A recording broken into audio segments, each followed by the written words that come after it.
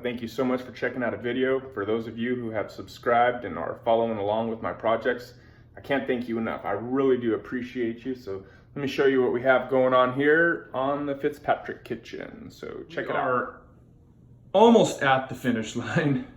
Haven't done an update because there really wasn't a whole lot to mention.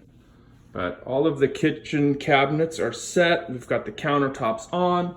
We've got the backsplash on, almost. We've got all the trim on.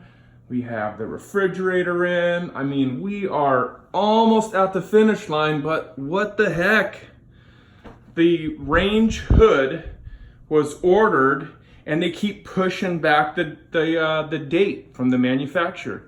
Keep saying that we're waiting on parts and this and that, and it's so frustrating because this is what ticks everyone off. The homeowner ordered it, so they're very understanding. It's nothing I can control, and it's nothing they can control. It's just one of those things where, unfortunately for me, I have to come back to finish the tile.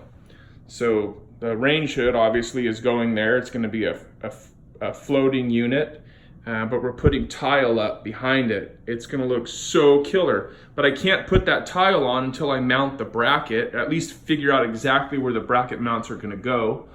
Then I can finish the tile, and then mount the hood, and then the lights that she picked out, they're sconce lights that are going here and here. She's getting different ones. But that's it. That's all we have left.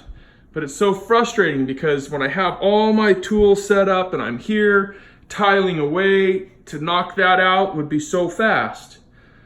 But now I've got everything broken apart and I've got to do what I hate to do. I try never ever to do it, but I have to start my next project because we don't know when that range hood's coming in.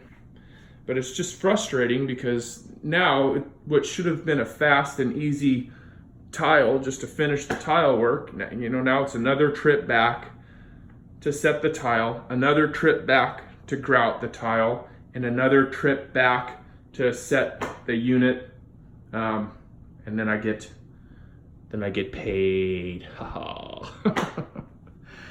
So that's where we're at, guys. That's a big kitchen.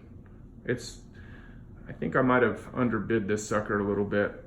It's very time consuming. There's a lot as you guys go. Oh, and let me show you the bathroom here that we did. So the bathroom is also done. Get some light in here.